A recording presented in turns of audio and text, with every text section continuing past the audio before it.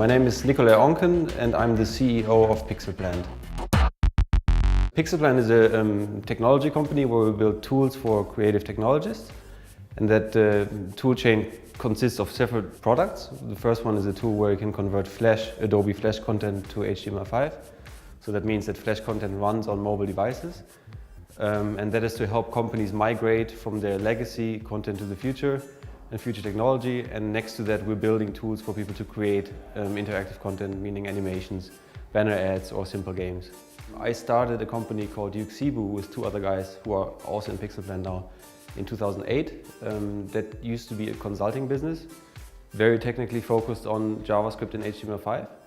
We did that for quite a while, worked with a whole bunch of bigger companies, but also always had this kind of need of wanting to build a product. So you could say that we did 80% customer work and 20% whatever we thought was interesting.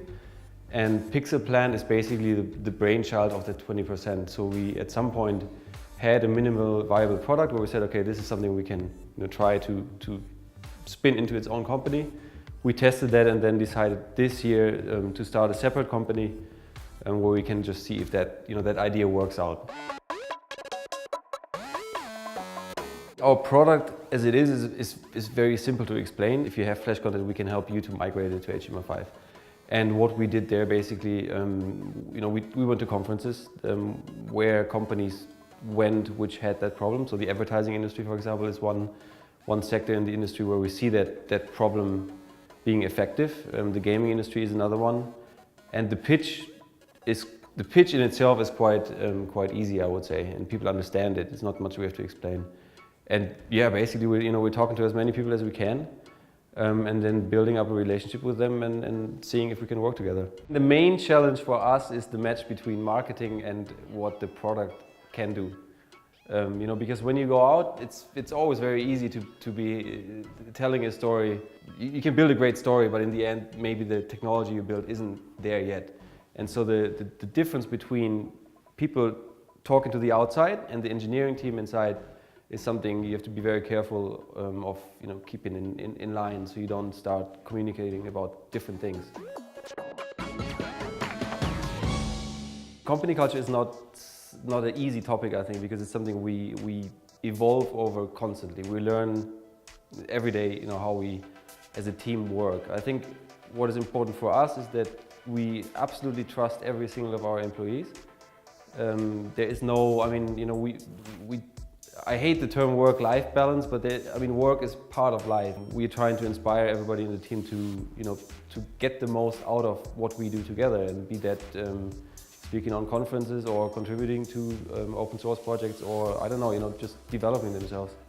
I think trust is the really important thing, and being able to hand away responsibilities and not trying to control too much. I guess it's easier in a company with 10 people than with a company of 50 or 500 or 5,000, but where we are right now, it's very important. I think in the long term it's even more important.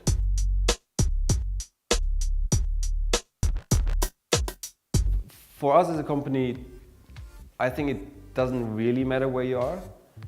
At the same time, we have learned as well now that we're working on a product that it is very important to have a space where you can meet with everybody and really put your brains together and work on something together.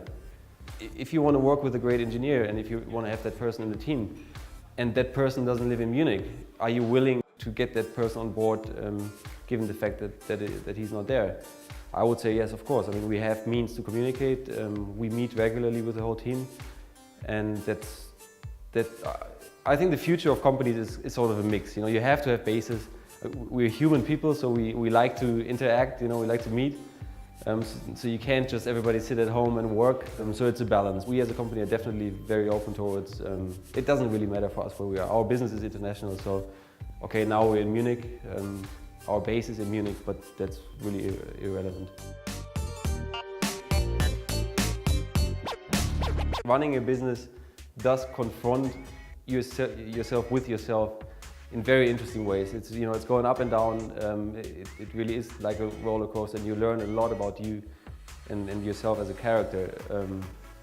What I can say there only is it's good to exchange these ups and downs with other people running companies, because it's normal. I think everybody except for a few lucky shots, but really I think everybody goes through these things.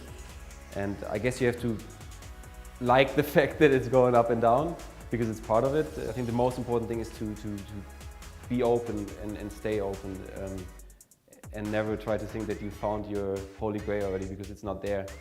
I mean, you probably will never find it, but at least keep looking.